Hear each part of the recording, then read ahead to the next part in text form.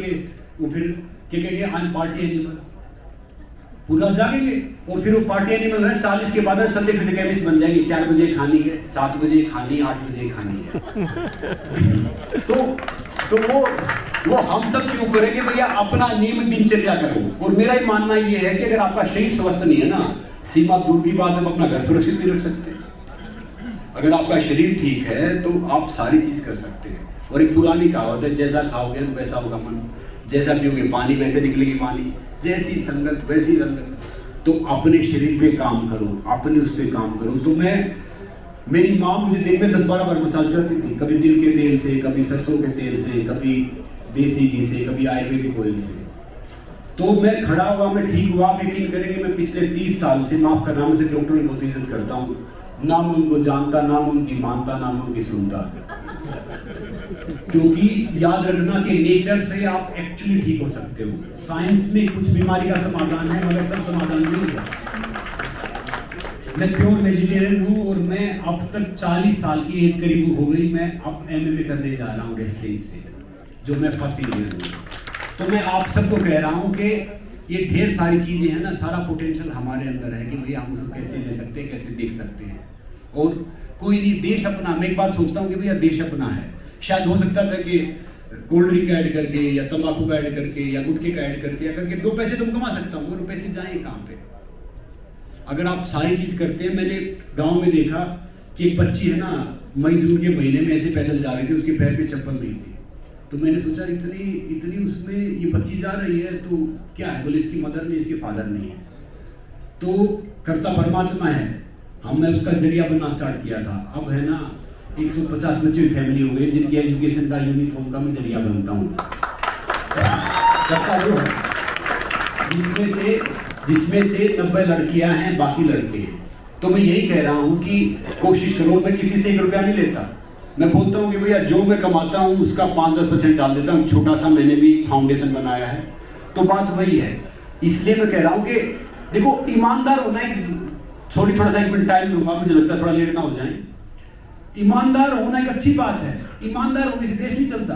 काम के लिए ईमानदार होना अच्छी बात है कि भैया मैं ईमानदार हूँ, अच्छी बात है। मगर आप काम के लिए कितने ईमानदार हो वो जरूरी है। तो वो आपके ऊपर है कि आप कितना वो ईमानदारी से काम करते हो।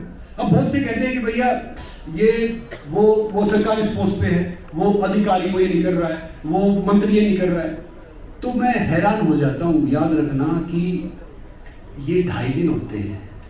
2.5 दिन जिसमें आते हैं ना, अगर हम अपने आप को पहचानेंगे ना, मैं एक बात हमेशा बोलता हूँ, हमारी हार वो नहीं है कि दुनिया में नहीं पहचानती, हमारी हार वो है कि हम खुद को नहीं पहचानते। शेर और चीता कितने ताकतवर हो, मगर भेड़िया कभी सर्कस में परफॉर्म नहीं करता, क्योंकि वो जानता है कि वो भेड़िया है, आप उसे परफॉर्म नहीं करवा सकते। तो मेरी बात यही है कि हम अगर अपने आप को पहचानेंगे, अपने आप को कोशिश करेंगे। अब मैंने मेरे गांव में क्या कर रखा है, जैसे मेरे गांव के बहुत अनुभव हैं NGO के, इन सब के क्या करते हैं। मैं ढेर सारे बच्चों को कर रखा है कि भैया आप एक काम करना, आप है ना पेड़ लगाना। अब हम कहते हैं कि भाई हमारा ये जलवायु चेंज हो गया है, ये सारी चीज़ की हमारी आबादी 140 करोड़ है, उससे ज़्यादा ही है। अगर 140 करोड़ में से सिर्फ 100 करोड़ इंसान 1 साल में एक पौधा लगाएं और 10 साल तक आगे लगाएंगे ना, तो मैं कह रहा हूँ कि भारत जलवायु का कोई प्रभाव पड़ेगा नहीं उस पर। ये हमारे ऊपर है कि भाई हमें करना क्या है। अब हम AC लगा रहे हैं, गाड़ियाँ बना रहे हैं। वो देश की तरक्की है ना, रोड बनाने से या बिल्डिंग बनाने से नहीं होती। देश की तरक्की में होती है कि भैया उसका नैतिक मूल्य कितने आगे बढ़ गए हैं, कि बच्चों में कितना उसका वो है देश के लिए। और जहाँ से ये है, मैंने भी वही से शुरुआत की। तो मैं आप सबको यही कहूँगा कि भैया चाहे कुछ हो या ना हो, आप अपने बच्चों में है ना वैल्यूज़ दो। अगर वो वैल्यूज हैं तो सब कुछ सही है। अब मैं ढेर सारी फैमिली से मिलता हूँ जो बड़ी बड़ी बात करती थी, ओ मेरा बेटा तो करोड़ा पैकेज दे रहा है, मेरा बेटा तो रुपया पैकेज दे रहा है। कोविड में मैंने देखा काफी फैमिलीज का, वो बेटे से करोड़ा पैकेज दे रहे हैं, माता पिता को यूज करते हैं, बाहर चले जाते हैं। मैं कह रहा हूँ कि अंतिम संस्कार तक नहीं आते। ये बड़ी बात करने कोई फायदा नहीं। अगर आपका बेटा 5,000 रुपये कमा रहा है और आपके साथ बैठे खाना खा रहा है ना, तो वो लाख करोड़ों से दारुण पैसे से या किसी पद से या इससे इंसान थोड़ी बड़ा थोड़ी होता है। बड़ा इंसान वो होता है जिससे मिलके आप छोटा फील ना करो, जिसकी सोच सही हो। अब बहुत से मेरे पूछते हैं कि भैया वो एंटरप्रेन्योर है, वो ये सब है, तो पता क्या करता हूँ मैं, हंसता हूँ, मैं देखता हूँ भैया चलो PM साहब से मिलो, बहुत अच्छी बात है भैया, सम्मानित इंसान है। तो क्या होता है, बड़ा इंसान वो होता है जिसकी सोच सही होती है, जिसके पास पद का, किसी पैसे का, प्रतिष्ठा का कोई प्रभाव रहता है नहीं। अब मुझे पता रहता है कि भैया देखो, याद रखो, जिसका वजूद होता है वो बिना पद के मजबूत होता है।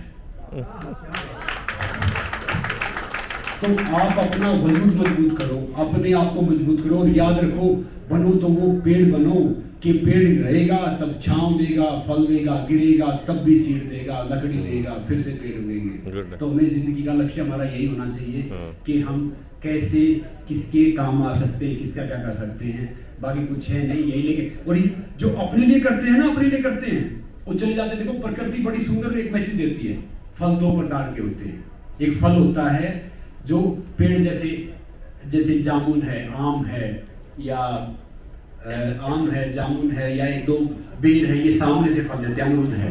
तो क्या करते हैं, हम इनकी बहुत देखभाल करते हैं, इनमें पानी डालते हैं, खाद डाल देते हैं, और फिर से अगले साल फिर ये फल देते हैं। दूसरे पेड़ क्या होते हैं, जैसे आलू है, जो दूसरे पेड़ होते हैं, आलू है या शकरकंदी है या प्याज है, इनको हमें खोद के निकालना पड़ता है। तो क्या होता है कि एक बार ही फल देते हैं, फिर इनका अस्तित्व खत्म हो जाता है। तो इंसान भी यही है, अगर आप निस्वार्थ हो कि दोगे तो लोग आपका ध्यान रखेंगे, समाज आपको याद रखेगा, देश आपको याद रखेगा। जो आप खुद सेल्फिश हो जाते हैं, स्वार्थी हो जाते हैं, जो कुछ अपना फल छिपा के रखते हैं, अपनी चीज़ कहीं नहीं करते, तो वो जड़ से खोद लिए जाते हैं, यानी समय रहते भुला दिए जाते हैं। महाराणा प्रताप जी कितने बड़े इंसान थे, उनको हम सब जानते हैं, मगर उनके सुपुत्र कौन थे हम नहीं जानते। याद रखना कि आप है ना, अपने कर्म से जाने जाओगे, अपने नाम पैसे से नहीं जाने जाओगे। तो कुछ ऐसे कर्म करो ना, ऐसे कार्य करो कि भैया आपके जाने के बाद भी आपका नाम रहे।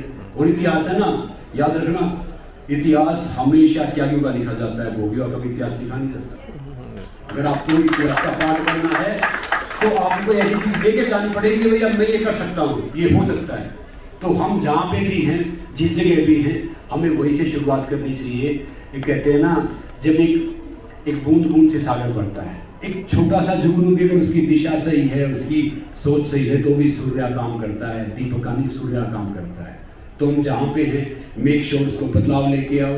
ये यहाँ पे हम सब मिलने का कुछ एक औचित्य लेके जाएं कि भैया मुझे पता नहीं कि सब कितना करेंगे, मगर मैं ये काम करने की कोशिश करूँगा या करूँगी। तो जाके तब हमारा देश महान से महानतम बनेगा। हमारा देश, अब मैं कह रहा हूँ, बच्चों को ये मत पढ़ाओ कि हमें आज़ादी कैसे मिली, बच्चों को ये पढ़ाओ कि हम गुलाम कैसे हुए। आज़ादी का महत्व नहीं था, हम गुलाम कैसे गुलाम हम छोटे से स्वार्थ के लिए, छोटे से उसके लिए हमने अपनी ज़मीन का, अपने देश का, अपने संबंधों का, अपने भाईचारे का, सबका सौदा कर दिया। तो याद रखो, अगर आप ईमानदार हो, सही चीज़ सोचते हो, तो फिर आपको कोई फर्क ही नहीं पड़ेगा कि भैया कोई आपके लिए क्या सोचता है। हमेशा रहो। और ये सराहनीय मुहिम है, मुझे इसे चलने का मौका मिला, बात करने का मौका मिला।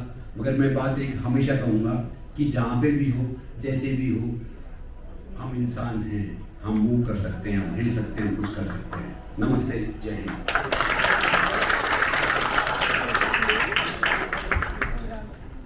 बहुत बहुत धन्यवाद संग्राम सिंह जी, काफ़ी लोगों को इंस्पिरेशन मिल गया है अभी, और बहुत अच्छी बात की आपने। और अभी मैं बुलाना चाहूँगा श्री पीपी चौधरी जी को, जो हमारे मुख्य मेहमान हैं। वो